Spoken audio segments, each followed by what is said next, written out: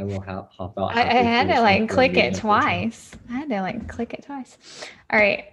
So I'm going to pass host over to Seth.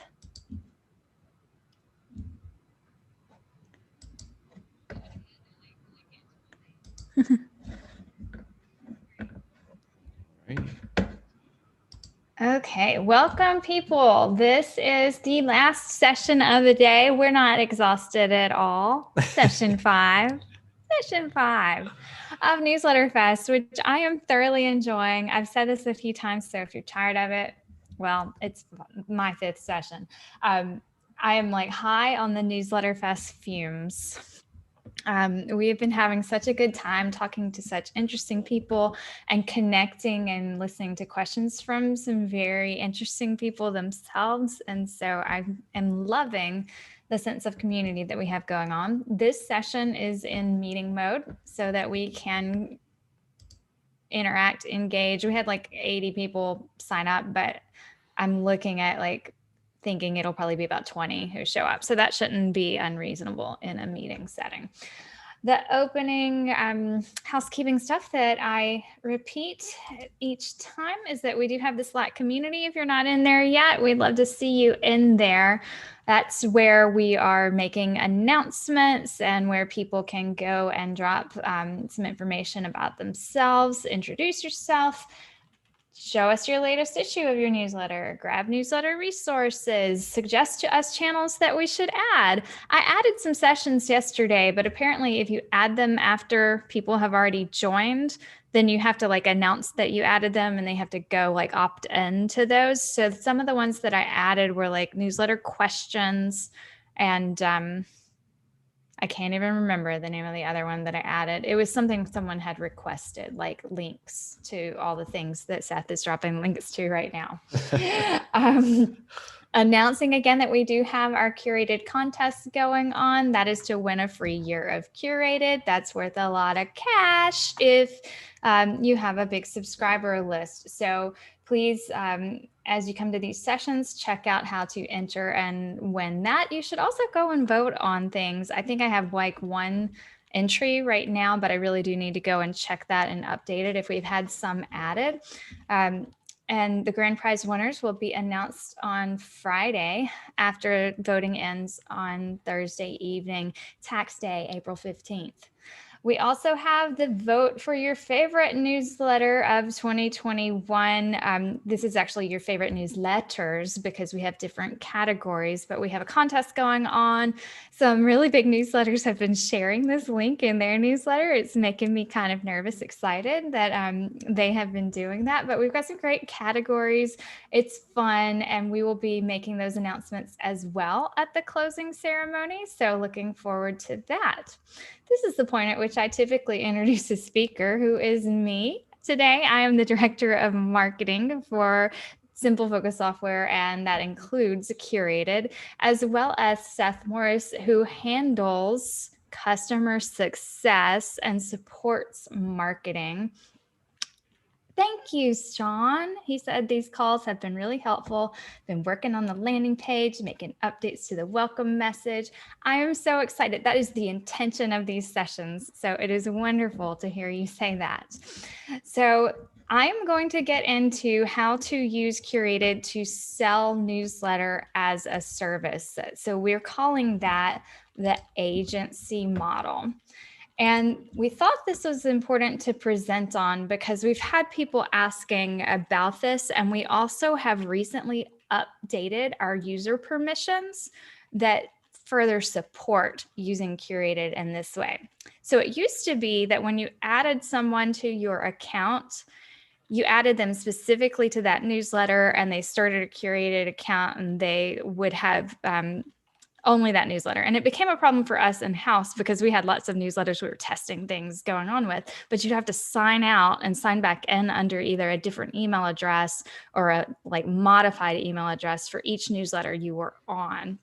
And any account can have unlimited newsletters and unlimited users, but that was a headache. So what we did is we changed that and made it so that we have multiple user permissions, but that you can add someone to a newsletter that is under your account, and then they can also launch their own account and toggle between the different accounts that they are users or admins or owners on, and see only what they should see for each of those. So what that does now is support an agency model, and I'm going to have Seth demonstrate that in just a little bit. But before he does, I'm going to talk about why even sell newsletters as a service. So an agency model works for newsletters because newsletters are powerful marketing and acquisition marketing and customer success marketing, because that's its own thing, right? Like customer marketing after someone is a customer, but you are trying to maintain a touch point with them, tell them about new features or things that you are releasing. Depends on what kind of company you are. They may not want to hear about your company holiday party, but they may want to hear about some upcoming news that you have that you want to announce. So I'm going to share a link right now, grabbing that. It's a Notion file. We're living up in Notion these days. It's a Notion world and we're just living in it. All right. So this was a webinar I gave. You can click to watch the live recording if you just have not had enough of me. But the premise of this presentation was how to write marketing newsletters that people actually read. And it gives a lot of great examples and do's and don'ts. But the most important thing I think that it does, if I could scroll, my mouse has lost that functionality. There we go. Is that it prompts you to ask why you're sending a newsletter, which is something that you would be going through with a client, right? If you were serving them by either strategizing, writing, or sending their newsletter, or what part of their marketing you are doing. Newsletter is probably part of it. And if it's not, it might even need to be added or overhauled. A lot of newsletters are really antiquated and could use some new design and could also use some new content strategy to make them more about the reader and less about the company. So this link that I just dropped in should get you to a different presentation that kind of goes through the do's and don'ts. But what I will say right now is that successful marketing newsletters, and I mean successful marketing and customer service style newsletters, serve an audience by being helpful. And newsletters that fail are about companies, not the people receiving them. And we have tomorrow, I don't know, Seth, if you can grab the link to it to drop in, but I think it's tomorrow. We have Megan Bowen from Refine Labs, who is going to be speaking specifically to why newsletters are a great tool to keep up customer communication and how you can leverage them for customer growth, which means you're growing if they're growing, word of mouth, and advocacy. So like them becoming a part of your marketing mechanism, telling people that you're amazing. So if you like that Notion page, just a reminder, those little arrows help you toggle things open and closed. And it's kind of a quick do this, don't do this kind of list that you would want to use as you're building out content strategies for newsletters, if they're yours or your clients. And then it also has like a section at the bottom that is resources that you might want to follow. One of my favorites in there is Ann Hanley's, like, here's what every email newsletter needs. It's worth a read. And I've probably linked to it in Opt-in Weekly at least once or twice. So linked you with that. There's been a rise in popularity of newsletters. So you may have clients, if you are an agency, who are asking you about their newsletter or what they should be doing with it. Some examples of the reason this might be a question you would get asked is because HubSpot recently bought The Hustle. Twitter bought Review. Facebook is thinking about launching a newsletter feature. I mean, they're already talking about it. There has been a realization that newsletters are not a tired, but a really reliable way of communicating with an audience that you are trying to reach, that's not chasing them on social, which I'm not saying that you shouldn't be running social campaigns and advertisement, but in combination, there is a much higher chance that you are going to reach someone with your message if they have opted in to your messaging via your email newsletter, right? So one example that I want to give is we were talking earlier in our Slack over on Curated, and I was mentioning, I don't know, a day or two ago, that the Newsletter Fest newsletter has had an incredibly high open rate. It's had an average 60% open rate and an average 18% click-through rate. Now, the industry average, Liz Willits was telling us earlier today, for email newsletters is 20%. And you want to shoot for more like 30%.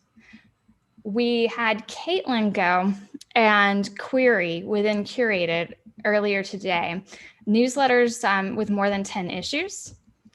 And the average open rate in our system of newsletters of any list size was 43%. Over 1,000 subscribers was 37. Over 5,000 subscribers was 38. Over 10,000 subscribers was 34. We were all kind of cheering, knowing that our newsletter creators are getting very high open rates compared to industry standards. And the reason I wanted to shout out the Newsletter Fest newsletter and say, hey, this is a great solid open rate, and why I'm so excited about that is because it's delivering on the promise it made, right? And so that's one thing that you would be talking through with clients, is delivering on the promise they make in their value prop with that newsletter, whether they're asking people to opt in as they sign up for the product, or if it's somewhere in their journey after they've been onboarded and you say like, hey, we send out a weekly or a monthly newsletter for people in your industry. We think you would benefit from it. Would you like to opt in? And the reason I say is to ask them to opt in is because it gives them the opportunity to decide if that's something they want. And you can always include it in your signature if you have any other form of communication that goes out to them, like an automated reminder about something that they're getting as part of what you sell, or if it's just a personal email from you when you check in with that prospect or that customer, and it has like a, hey, sign up for the newsletter. So JD's like, I'm free now. Could you talk? He has no concept of when all the sessions are. So newsletters are rising in popularity. Serving customers who want to send newsletters and to embrace an editorial style it's coming, right? If you're not already being asked to do this, it's coming. So the reason that we think that Curated is great for the agency model, and we're a little bit biased, but is that it was built to have unlimited users. So we don't like limit, even if you have a small, like one person, lowest tier account, you can invite as many people onto it as you want to. So you could have a team of 20 people writing this newsletter that goes out to that lowest tier of subscribers that we have. You could also have unlimited newsletters within that account. So as long as your list size is, as long as the total of all those newsletters, the subscribers to all those newsletters is under your list size number, you're all good. So next we're going to get into user permission. And I want to let Seth screen share and show us the different user permissions, explain them, and then he's going to invite me as a user with less permissions than I'm used to. And I'm going to be like, whoa, I can't see what I used to be able to see. Okay, I am sharing my screen. Can you see it? We can.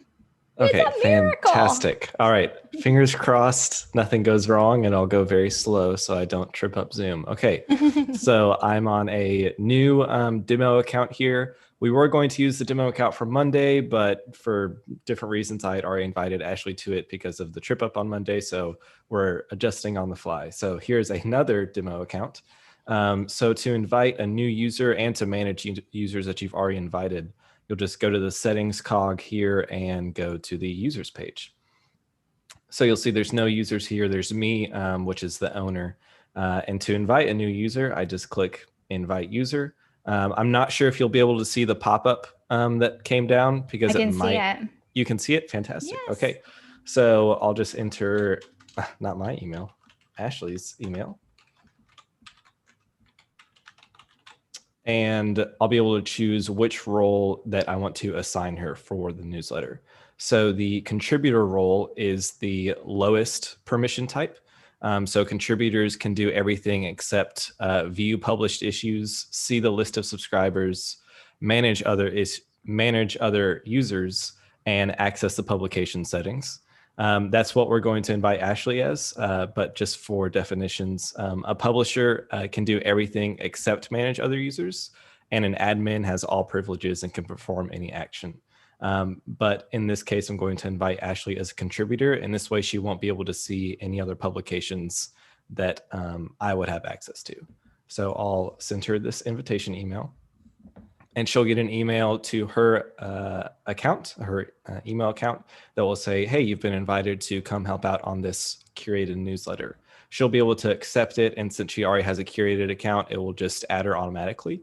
But if it's someone that doesn't have a curated account, they'll just be sent up to the sign up form for creating a curated account. They'll be able to sign up, and then they'll be entered into that newsletter. They won't have to enter any financial information or anything like that. So now that she's here, is there anything else you want me to show off? How about answer the questions in the chat, if you can see them, while I just got the email and I clicked, sure, I want to do that. And now I'm accepting the invitation. Great. Okay. So the first one is Christopher says, can the admin see other publications on your account or just full access to their own publication? I believe, and Caitlin fact checked me on this, Caitlin's in the chat, that admins can see other publications on your account. Okay. And Sean, he says, to confirm, this is the new setup where I can invite a client and they can only see their newsletter instead of all of them. Okay, yeah, Sean had the same question. Yep, so this is where you would invite a client as a contributor to that newsletter. And then, as Aisha will get to a little bit later, once that, let's see, Caitlin says, nope, admins can only see what you've added them to. Admins just have more permissions than the other levels. Okay, so Caitlin has clarified. I was totally wrong. So as yes, Caitlin just clarified that. So once again, admins can only see what you've added them to. So you can add an admin that's a client to this publication here. And then when you're ready, you can give that publication to them, and that can be their own full thing. But Ashley will get to that a little bit later on. Yay. Okay, so I think you can stop the screen share. Alrighty.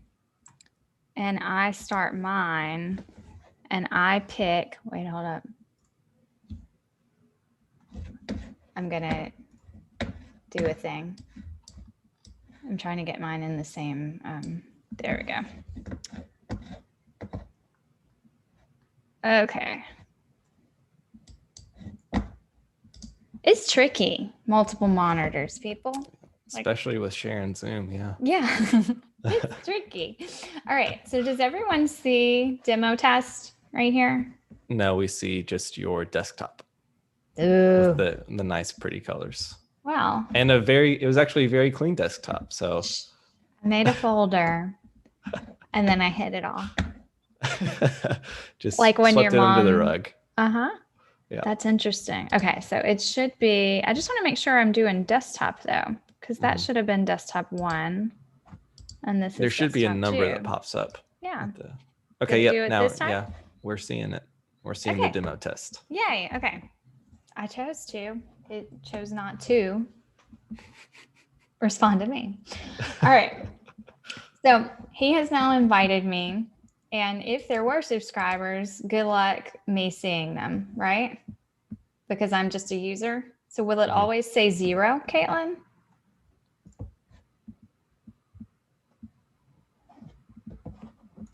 We're waiting for on Caitlin. Okay, so confirmation that's the from Caitlin question. then. It could be that I can get to this page, but I just can't see, like I can see total numbers, but I can't see subscriber information. Because there's usually, there's usually a thing, a drop down right here. So if I go into one of my other accounts.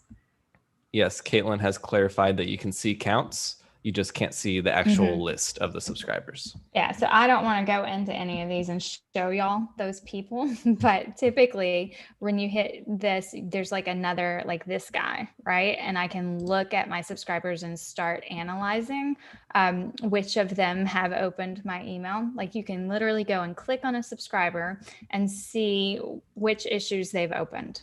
Like you can see basically a history of them with your newsletter. So that's helpful if you're stalking someone for some reason. Or if you just want to know, like, is this person represents this persona? Is that persona engaging? Right? So other things that I can do, I can still see summary report and click statistics. I can still see collected items. That was a test collect that I did earlier today.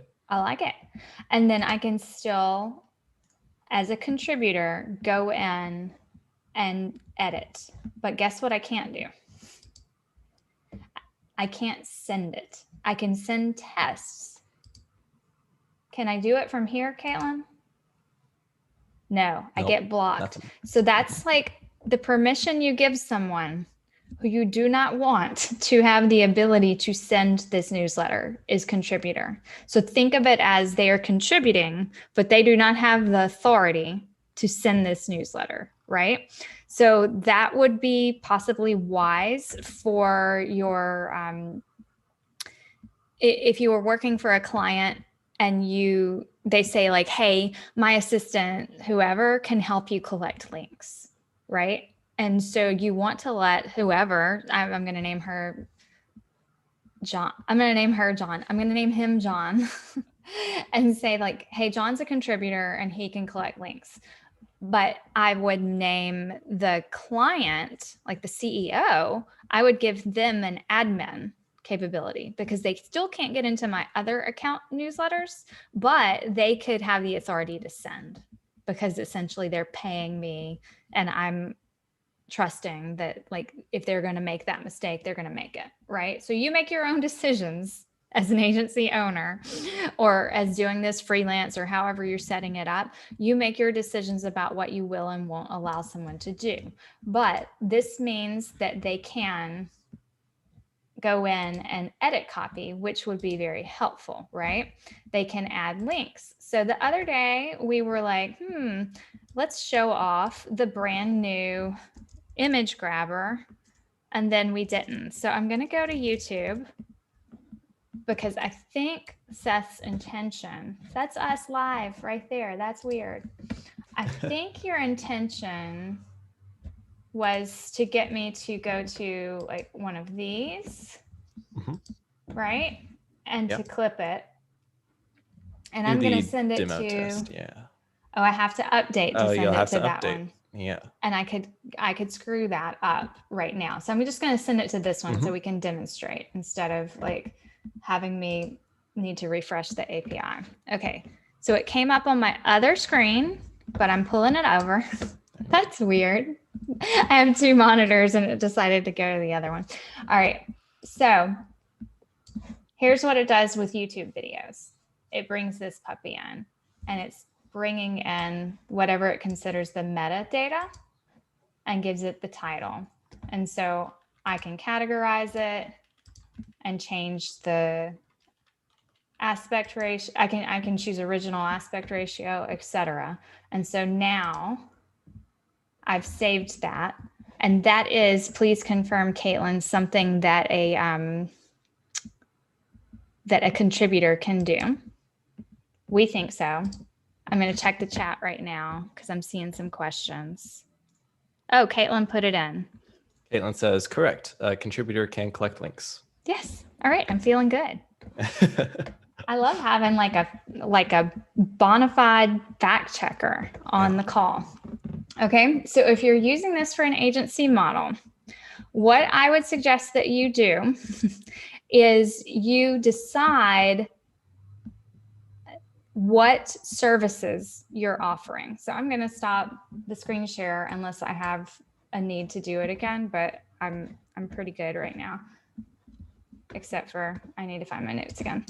All right, so you want to decide what services you're offering, and that could be anything from just strategy, and we have the account and we set you up, like we design and get your newsletter ready, but it's yours, client, and it's yours and good to go. And we will just serve as a content strategy firm and tell you, like, please send us a test. We'll give you information. So you could like basically build out their content categories with them and be an analyst of how it's performing. But you could say, hey, CEO, you gotta do this. All right. Can you, Seth, manage all those questions that are distracting me in there, just in case? Okay. All right. So that would be one option. You could also say, like, hey, I've got the curated account and I'm selling a lot of things to clients, and I'm adding newsletters to my services, and I'm going to do everything for you from content strategy to building it out. And I'm going to add you to the account to allow you to collect links and for us to have like a monthly check-in on how your newsletter is performing. So the user permissions come into play because you really want to make sure that they get the right permission and you can adjust them, but also you don't want to name them owner or the highest tier permission, because that will then give them access to your other clients' newsletters. One cool thing that can happen is, say you have a particular, like say you want to, for your curated account, only be paying a max size subscription number of 10,000, and you're like incubating clients until they reach 2,000. So you've got 5 clients and you're like, hey, we can do your newsletter until you grow to 2,000, at which point I will need to move you out of my account because I'm going to incubate someone else, and then we will discuss a new price. Like, you can set up your pricing structure however works for you and the softwares that you have licenses to, right? But the good news is that the curated newsletter, like that one publication, is easily by request. Like, you can't just pop it out yourself, but it can be requested to be moved to be its own account with a new owner on it. So what we don't want is people feeling like they hop in, but then they are tied in a way that they are trapped. Like, you should easily be able to bump over and have that be its own account. Absolutely. So you can add clients to your account. You can transfer them to their own paid account. You can earn affiliate credit in that process for their sign up. So we have an affiliate program that gives you 30% recurring commission on anyone you refer who signs up for Curated. So you could technically incubate them and then have them change to their own account and get a referral commission off of that. But then they can also get a referral, like it goes on and on, like whoever they refer, et cetera. And there is a curated logo at the bottom of every newsletter that when you sign up for the affiliate program, you can have your affiliate link attached to, and that's built in to the way the affiliate program is working. So we've gone through. As an agency, you would start a newsletter for a client, you would build it out for them, you could do the hard work with their oversight, you could set it up and maintain it. I would suggest you make a list. And sometimes that list might be different for different clients, and you would price out what your services are for: we can walk, we can jog, or we can run. And make a list of like the things you would do if you were just walking and they were mostly doing the work, and you were just overseeing, like consultative, right? And then the jog, which is you are balancing it, and they're doing a few things and you're doing a few things. And then the run, like the sprint, right? And that is where you are doing almost everything. You just send them a preview email and they give their feedback. So I want to back up just a moment in case you were completely unfamiliar with Curated and why we're like preaching right now about editorial style marketing newsletters, which I think is the most often like request that you're going to get from a client if you're an agency. Because if you're running an editorial newsletter, most likely you don't have a client base, right? Like you're doing that for yourself or your media company, which this could also work for media groups, right? You could take the same premise of all of those media, like all of the different newsletters within the media group under one account with different users with different permissions on each. But Curated in itself is built to allow you to quickly curate content and add your own commentary. And that, if you haven't been to any of our sessions, we feel is valuable because you can, on a weekly or monthly cadence, show your audience that you understand what's important to them and to send them news that could be helpful to them in their lives. So that could be, if it's a B2B, it's something that helps them in their work. If it's a B2C, it might be something that helps them in their health or their home life or different things like that. So you would really want to focus your editorial content on the thing that you want to be a resource for them. And basically the work you are doing is finding interesting content for them to read that you are not having to write yourself, and then adding a personal touch with commentary, using a tool that allows you to do it very quickly and to send that email in a way that actually serves as its own publication site, that like there's a duplicate publication site where those archives of the content that you've put together can be searched. So it becomes like a repository of information that you have given them. We are also adding the ability to make a newsletter private. So even if it's not behind a paywall, it's behind a subscription wall. So some marketing firms might like that because they can then segment and have like similar copy going to different segments of an audience that are getting a slightly different version of a newsletter, but they're not seeing the other version elsewhere. Like each one has its own web view that is separate from the others. So we've gone through permission types. One last thing that I want to mention is that we are doing a session tomorrow on advanced link collecting. And that is going to include like strategy for link collecting, what kinds of links you should be looking for, how to kind of build out a time blocked or a non-time blocked system for collecting links. I'm actually pushing opt-in weekly to Friday so that I can show you guys how I like fill my page up and then start deleting things, because that's my process, is to over collect and then refine down, which I think is a curator's job, right?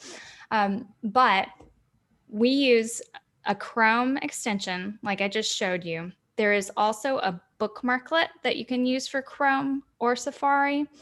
And there's a way to collect links in Slack that even I don't use, but I know it exists and I would like to start using it. Caitlin has mentioned it before.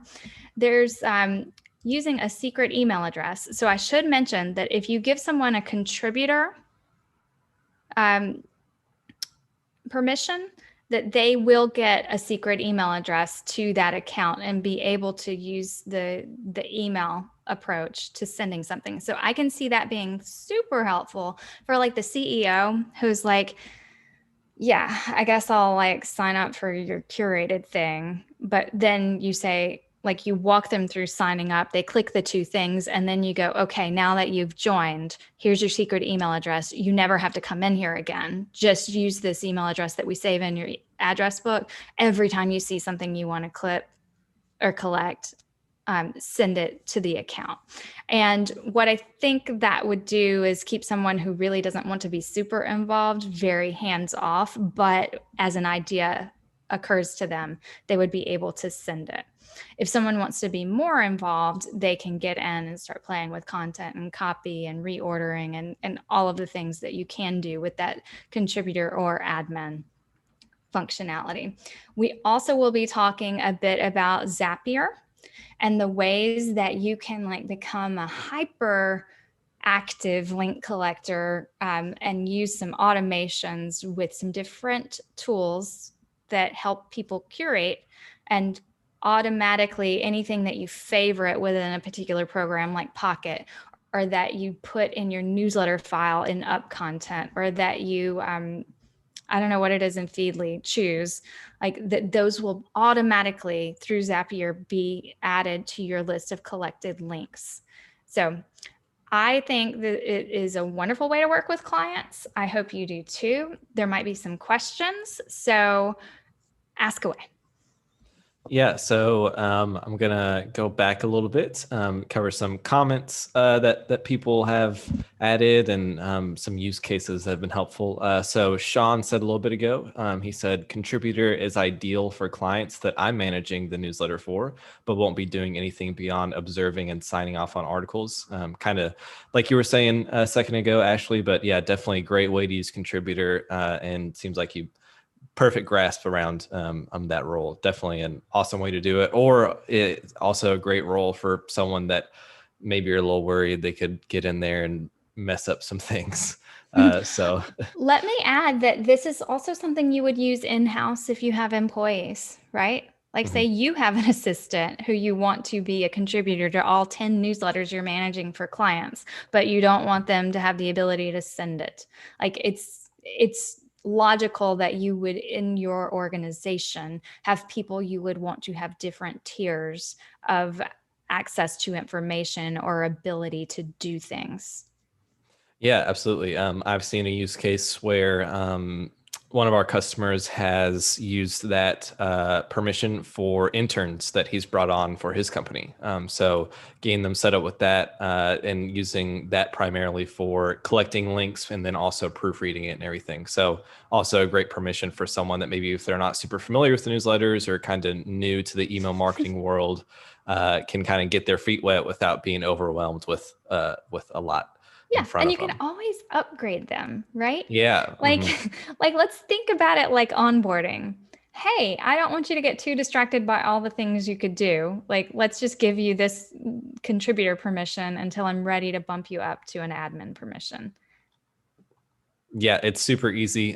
Just the same way that I invited Ashley. There was that little drop down that was the permission box. So once she was invited, she's still on that page, and then I can click edit and change that permission super easily, and it immediately takes effect. So you don't have to reinvite them or anything like that. And remind me, Seth, a contributor cannot invite another person, right? That is correct. Right. They cannot manage other users. Yeah. Yeah. So admin is the only role that can manage other users. We're getting used to what we did. Right. Let's see. Another one was Ian Moncrief Macmillan said that he always wants to provide a route for clients to grow on past his service. So yeah, that's a great way that we provide so that you can incubate them, onboard them, get them acclimated, and then they can move on and then grow with their own curated newsletter. Let's see. We've definitely got a lot of conversation going in here. Sean asks for a confirmation about something. He was wanting to confirm, and Caitlin has answered this, so I'll kind of go through the thread. He said, if we want to keep them as clients, do we just set them up under a new account and keep it? The concern would be what I may charge versus what it would be once on curated rates. And they followed up with, I'm fine with using the affiliate. I just want to make sure that I don't shoot myself in the foot at some point if I want to charge a PITA fee. And then the follow-up from Caitlin says, if you're incubating a client in your own account, you will create a new publication for them and add the client as a user to it. When you add a brand new user, they will have their own curated account. Then when you're ready to change who is paying for the publication, then we'll change the owner to the client, and the publication will be under their account instead of yours. They will then, let me see, they will then have to start paying with a brand new subscription for it. And I think that's okay. And so what we're thinking of is there are some special accounts, like Sean might be in account where, like, typically the way we pay for Curated is your fee just grows with your list growth, right? So he is in an account where he has like a max because he got a special promotion a while back, right? And so when that happens, if you go over that number, it just starts into Curated fees, or you can pop them into their own account or a separate account. I'm sure we could work with you that also starts at that same fee, but with an affiliate, if you still wanted to be the owner of the account. So I'm sure through the life cycle of clients that you will have people come in, have an account under you that you then release to them, and some that stick with you forever. So it'll just matter what that total list size is at any given time. Yeah, absolutely. We do have a question from Miriam Sharp, who Ask away. says, if it's easy and on topic, could you show again how collecting images works, and how does that affect IP, etc., if it's connected to the link you are collecting? Okay. Will you attempt to understand parts of that question that I didn't, like the IP stuff, and address Miriam, that while I demo? Yeah, Miriam, if you want to, you can come on and explain your question a little bit more if you'd like, or feel free to just elaborate a bit on in the chat exactly what you mean by IP. If you're talking about when you're collecting an image with it, then it just grabs the image that is associated with the article. There's a certain term for it. What's that certain? The social share image, All right, that's associated with that article. So that was yeah. a Notion link. So it's giving me like a Notion image. So it still comes out with the title and the URL. And then this is weird because it's a Notion page, right? But it would have happened if I did the Opt-in Weekly landing page. So that's what that looks like. I'm going to collect another link. What publication should I go to, y'all? Like, let's do Box. And Miriam is here with us. Yeah, I was just going to say sometimes an article's got 2 or 3 pictures, and I just wondered if it was possible to pick one of the ones that they maybe hadn't selected. But I think you've answered the question, to just go with the one that they've identified. Absolutely. Yeah. So when they publish the article, they'll select normally through their own system what the social share image, and it'll normally be the image that's at the top of the article, like you can see right here.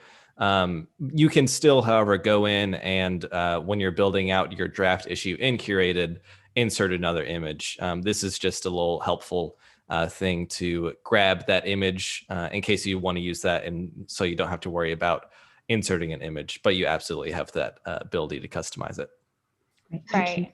And we just recommend following fair use protocols in terms of like making sure that you are properly crediting the image source. So if you were using an image that was not, like, every once in a while, I'll go in Canva to find something stock, and then I'll just figure out what I need to source for that and make sure that I have that somewhere in my copy. Yeah, absolutely. And we've had a few questions with that before. We've never, as far as I know, had an issue where a curated customer has been contacted by any sort of publication saying, hey, you used that picture and we didn't want you to. But if you wanted to play it safe, you could always, in your text, in your body copy, link where you got that image from, if it is a place that you just want to make sure that you're grabbing it from. But with these social share images, since they're set as social share images, that, as far as I understand it, basically means that that's fair use in the case of a curated newsletter. They have designated it to be the thing that gets shared when that URL is shared, right? Like that's the image they want associated with it. So as long as you are, and Curated is built where the image, the title, and the link at the very bottom all link to the page you got that image from. So we are like, it's built to do the things that fair use requires you to do, which is to attribute whatever you are sharing with someone to its original source. Yeah, absolutely. And if anyone wants to know a little bit more about that, then I believe it was Scott Rogerson who gave a great definition of that. So his session is on our YouTube page right now. So you can go check that out whenever you have a chance. He answers that very aptly. I know, he was so articulate, and while he was talking, I was like, "Ooh, that's going to be a good clip for us to make, like a short info clip out of," because he was thorough. More questions? Yeah, so Caitlin is elaborating a bit more on the Sean use case. I haven't had a chance to read them.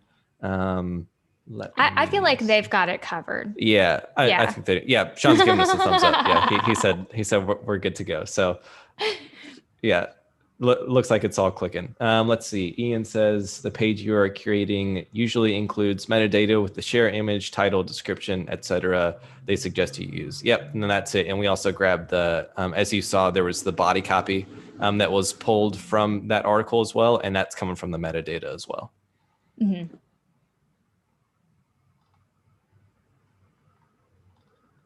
Alrighty, yeah. If you have any more questions or comments, go ahead and put them in the chat. I can demo the override of that if anyone wants to see it. Yeah. So when I say the override of that, what I mean is the metadata for this page was great. I think it might have even been this subhead right here. But say I wanted to directly quote something, or say like the most important thing in this article that you should read is this, right? So if I highlight this and then I use the extension to collect this item, then what I highlighted overrides. And that reminds me a week later when I'm putting my newsletter together that I thought this was the most important point.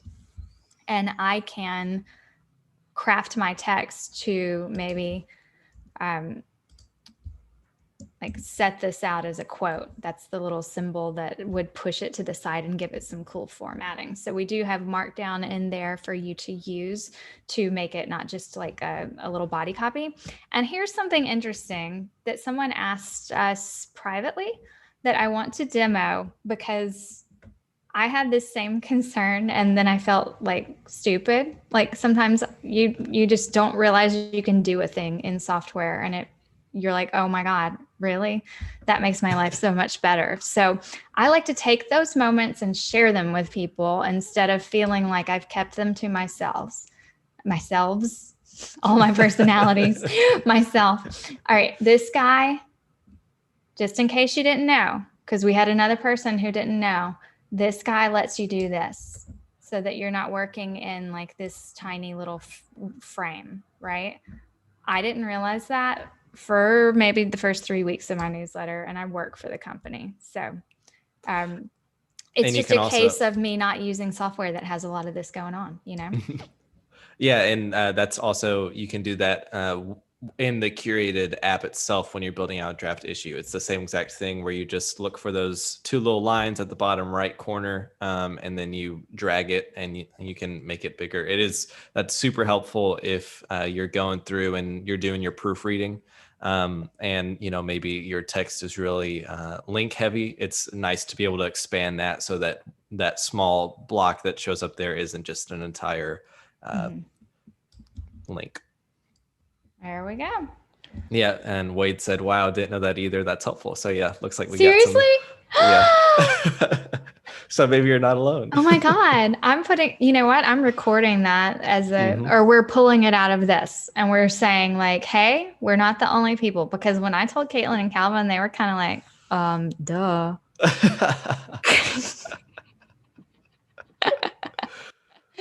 Actually, Caitlin was much nicer about it. And I could just kind of hear Calvin's criticism. Yeah. Yep. It had a slow Southern accent. All right. Do we have other questions? Nothing else coming in. Yeah, Sean and Caitlin got that figured out. Thanks, Caitlin, for coming to the rescue there when Ashley and I's knowledge couldn't That's why quite we reach that invited level. her. Looks Wade, like Ian, I'm so thrilled. yeah, looks like Ian's got an additional question. He said, if I want to add an obvious button under each section to link to the original article and not the small URL, how can I do that? Curated. Let's see. Wants to add an obvious button. Oh, he wants to add a button. We do Mhm. not have CTA buttons at this time. We do have that like in our roadmap, but as a lower priority item than some other bigger things. But it could be coming at some point soon. Right now, the image itself links, the headline links if you are doing a linked item. Now, if you have a text item, it doesn't, right? Because you haven't told it link something to this.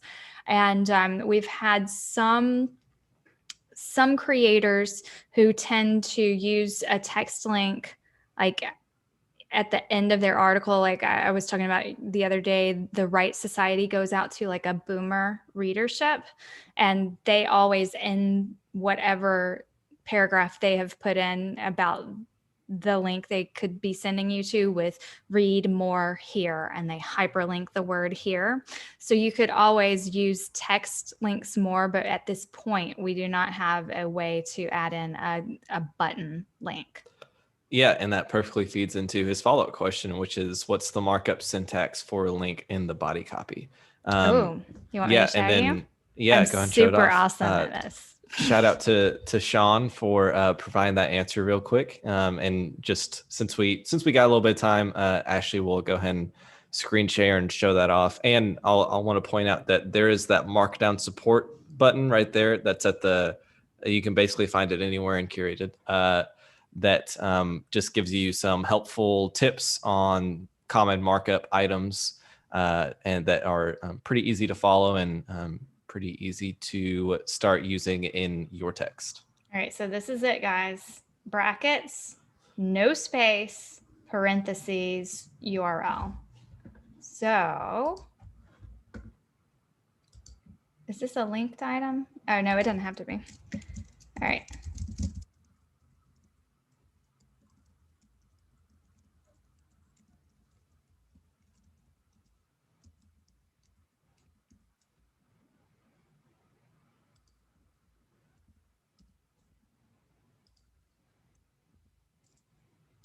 I'm going to go grab this URL. Brackets around that word link. I know it can be a little hard to tell with the zoom, and then she just pasted it and put the parentheses there. Boom.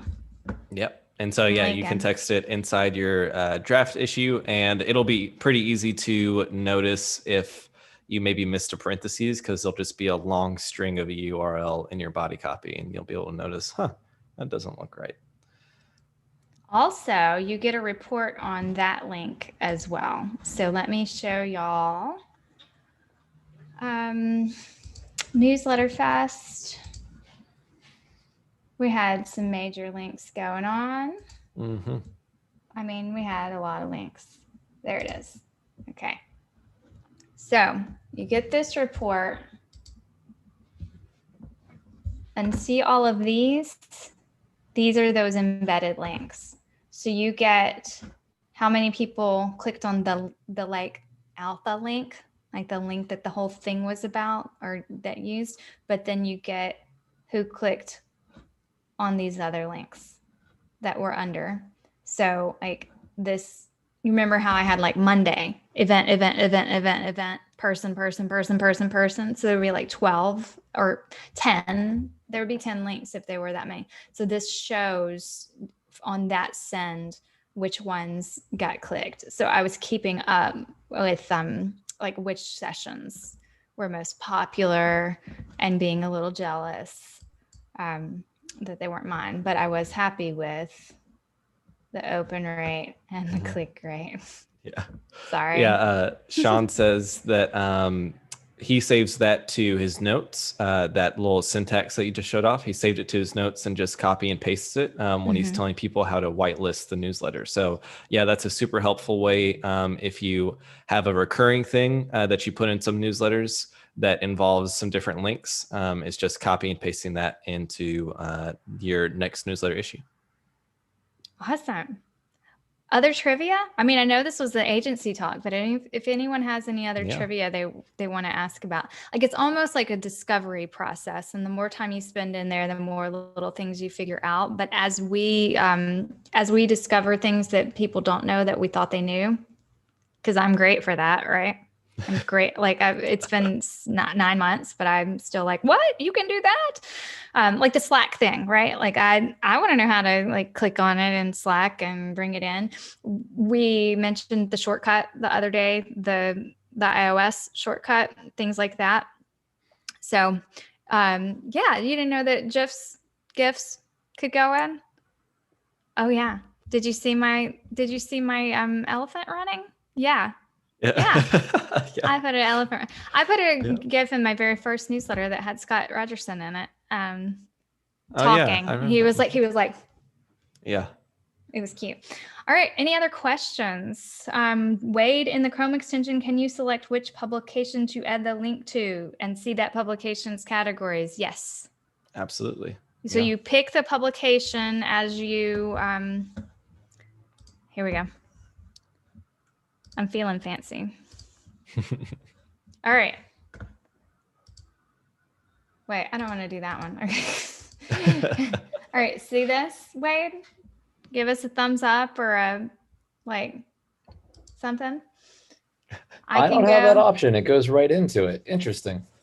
So how many publications do you have connected to the Chrome extension? You have to update the API. They have to refresh it. Okay. Yeah. I just created the second one for the contest, so I didn't see that. Okay, you'll get something that steers you here, and then you click refresh, and if something goes terribly wrong there, which I did live the other day, you go here, and you find that at the bottom of here, and you copy it, and then you add it to where we just were, right?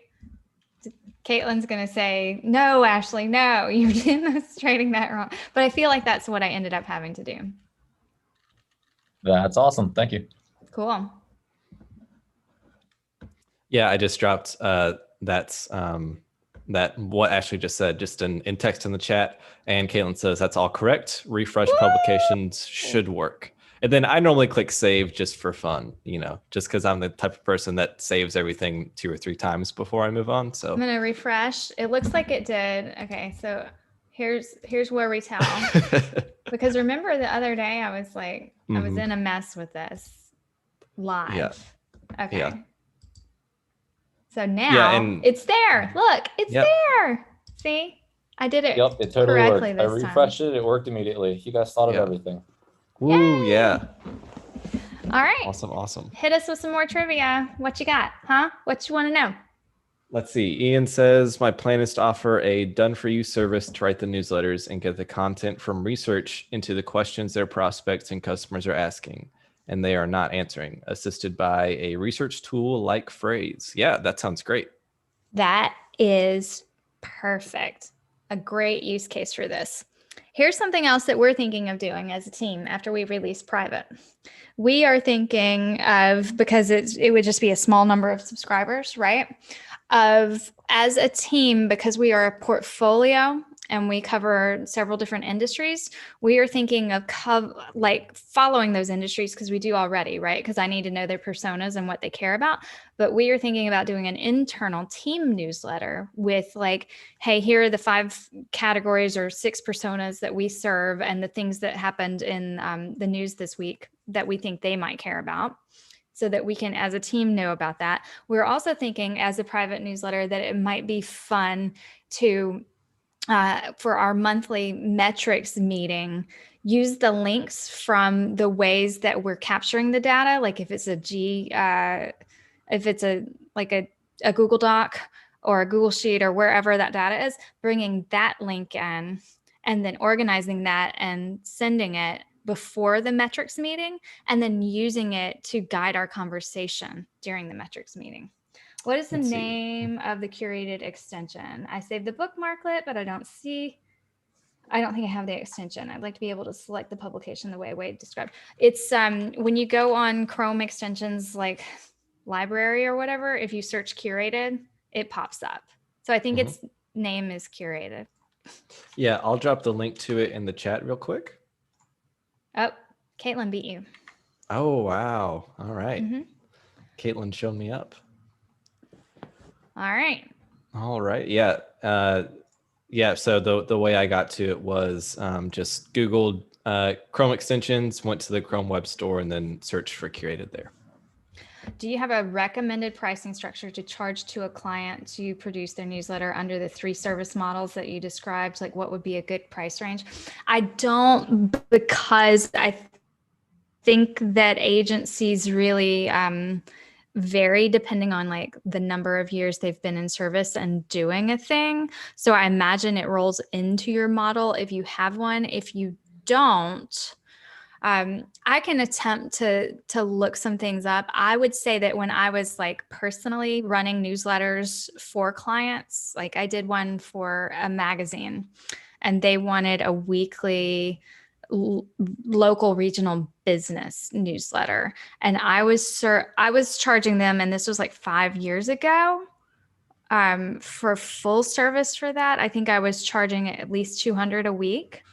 But it would really matter based on like what your either hourly rate is or your day rate, or like what amount of time you were putting into it. So you might have to test a little bit and see what amount of time / effort you are putting into the newsletter, plus you own the software, and come up with that rate, because I was using their software to do that, not my own. That was a MailChimp newsletter and it was a beast.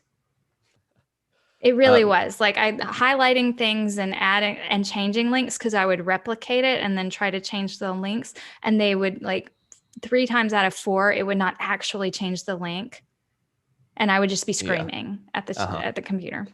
Yeah. Miriam asked, and Caitlin answered, but I'll just repeat for the video. Is there a maximum number of clients you can have, or is it based on subscribers? And Caitlin answers with no limits. You'll pay for the total number of subscribers across all publications under your account. Yeah. So you can bring in as many users and make as many newsletters as you want to. So you could technically make 100 newsletters and have 100 people in your accounts if you like life to be complicated. And I'm not just saying 100 for a reason. You could have 500. Sometimes it's fun to like launch a new publication just to like test some things around. Like I'm very much one of those people. Like y'all saw, I had like 6 in there, but only 2 of them are like super active, and the rest of them are like my sandbox. I don't have subscribers to them. I just have like things I did to test things. Ladies and gentlemen, remind us just how awesome Curated is. Thank you. It's like you're making it new all over again. Oh, thank you, Sean. I appreciate that. And I'm super excited that you've got your Let's Encrypt happening. Yeah. That was something that we were excited to wrap up. It was one of those projects that kept like, you know, like when you start a book and you think it's going to be like this short, but like it was like somebody kept adding chapters to it, unfortunately. All right. Any other questions about Curated agency model or not? We are happy to answer them. We are also happy to answer these in Slack if you have joined the Newsletter Fest community. It's a pure pleasure. I like these small sessions where we get to answer questions and interact with you guys. And oftentimes the questions help us to understand what we might want to build. So if you don't mind, Seth, do you have a quick, easy access to the product roadmap link? Sure, I can pull it up, yeah. Because if we have anyone new in here who hasn't been following that, what we have decided to do is get a little bit transparent with our product roadmap. Now, what you see is not like set in stone. We may go in and switch the order of something, but it should give you a good idea of what we have in the works and what we're thinking of doing. So we have our past releases, our new releases, what's in progress, what's next up, and then a backlog. And backlog basically just means these are not next up yet, but these are the things we intend to do when those things that are in next up move to in progress or complete, right? So if you want to go check this out, it's on a public Trello board, and we can drop the link in the chat. Yeah, I can drop it in, or Caitlin might beat me to it. Okay. Yeah, and since this is Trello, if you're not familiar with Trello, you can click into any of these cards here, and we'll have a little bit of description for it if you want to know a little bit more about what we're planning on building next, or if you look at a release and you're like, oh, I didn't know that enhanced user permissions came out, you can check that out. And then if we have a video tutorial up for it, we'll have a link to that tutorial, so you can click that here and that'll take you to the tutorial. Yes, and there's also a place to learn how to request features, just in case you have something you're thinking of. One thing that we like to do in the software world is take your feature request and respond to you and say, what goal are you trying to achieve with this request? Because we want to be an innovative software team, and sometimes the geniuses behind this product can come up with something that solves for that goal that is not exactly the feature request you asked for, but actually does more than that, or fits within the UI, or is a better function. So that's not to say that your feature request idea isn't great, but we'd love to work with you and kind of brainstorm and go full circle and make sure that we are always focused on helping you achieve your goals with the software versus adding a thing that does a thing, right? Yeah, Ian asked, can we submit and or vote on features? So you can submit features by just emailing us at support@curated.co. We have discussions about those internally. We don't have a way to vote on features as of right now, but that's something that the customer success team is batting around the idea of looking at possibilities with doing things with that. So if we do put out something in the future where you can vote on features, I would say that a link to it would probably be on this Trello board. So I would bookmark this, maybe check it every now and again to see what's changed and if what's new or anything like that. Awesome. All right. Close screen share. We have the links. We got one more question. Can you talk a bit about the O embed? That was the image, right? So the O-embed subscribe form is actually the subscription form that you can put inside another website. So that O-embed form it's now on iframe, which is just better than what we used to have. It's more secure and it's more customizable. So I'll just show it off real quick. You can basically copy and paste it into your website, and it will show off a way to subscribe. So you scroll all the way down in your settings to subscription form under integrations, and it's right here. So you can just copy this, paste it to your website, and there'll be a subscription form that people can subscribe to your newsletter directly from whatever website you put it into. You can also customize the primary and secondary colors of it. So if I wanted to change it to red, then that would change that primary color back to red. So that can fit with whatever website you're putting in, or maybe the brand of your newsletter. And we're currently taking feedback on this. We just launched this last week, I think.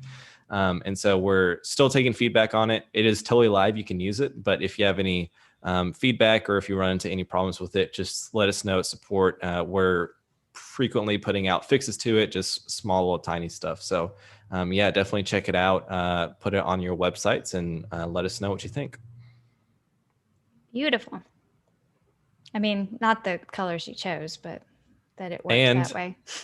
one more coming up, we've submitted ourselves as OEmbed provider so that it will auto render in websites like Squarespace, Medium, and other places that support that. So that means if you're maybe writing a Medium post and you want to drop your subscribe form in there, then you can just pop it in real quick and it'll automatically accept it and then show your subscribe form with websites like that. So it'll just be an easier way. Does that work with like Facebook pages too? I have a feeling a long time ago there was something I did. Maybe it's that Facebook lets you choose things you want done, and that it was like a function where you could say like subscribe to my newsletter, and they had something in there. I'll have to research that and see if what you're talking about also applies to those kinds of functions. Caitlin says it depends on Facebook's support OEmbed, and we don't know that answer. So we will find out that answer. Yeah. All right. Any more questions? Yeah. Newsletter Fest Day 3 coming to an end. Nobody has passed out yet. We're all still alive.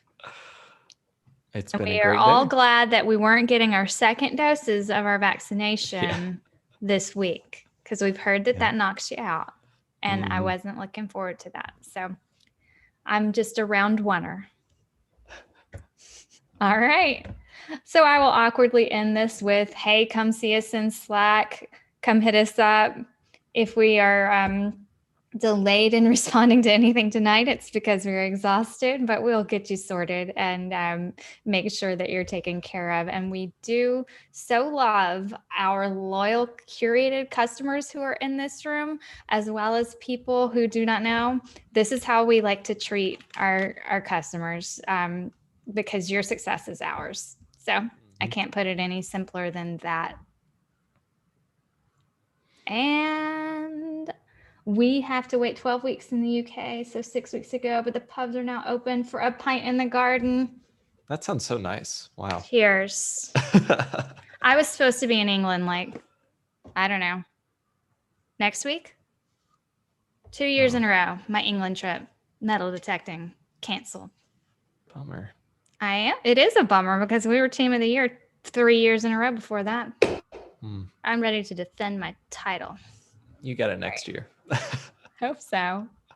Good gracious. All right. Ooh, you used to be. Let's connect, Ian, on Slack and like geek out about detecting, and in an obnoxious public forum where everyone else has to listen to us talk about make a whole nother Slack community about treasure hunting. Yes. And my husband will be like, what's Slack? All right. We have bored you to tears, I assume. We need to start a treasure hunter newsletter. Oh my God, 2 people in here are like, okay, well, I have a secret for you. If you saw something in my newsletters called the missing wreck, oh my God. Ian, do you know all of these things about me? Like, are you stalking me? So I live on the Treasure Coast. Just offshore are the 1715 Spanish treasure shipwrecks. And that private newsletter, once we launch private, which, elbow nudge to Caitlin, when that comes out, I will be launching a private newsletter as a use case for that, for a nonprofit that I am associated with that might have some news about a shipwreck that has been located. And we will be trying to use the private and then the paid version of Curated to make a use case for nonprofits to have gated subscription newsletters to support and make money. Love a great exclusive. Okay, now I hope your name is pronounced the way I'm about to say it. Coylin. I hope. Anyway, that we've connected. Everyone's bored except for the treasure hunters. All right. Go find your own Colleen. Think Jolene with a C. Okay, that makes so much more sense. Love that spelling. I like that you had the accent aigu in your name. Is that the right one? It's been a long time since I took French. Okay. We'll end it now. This is boring YouTube. Oh, it's Irish. Okay.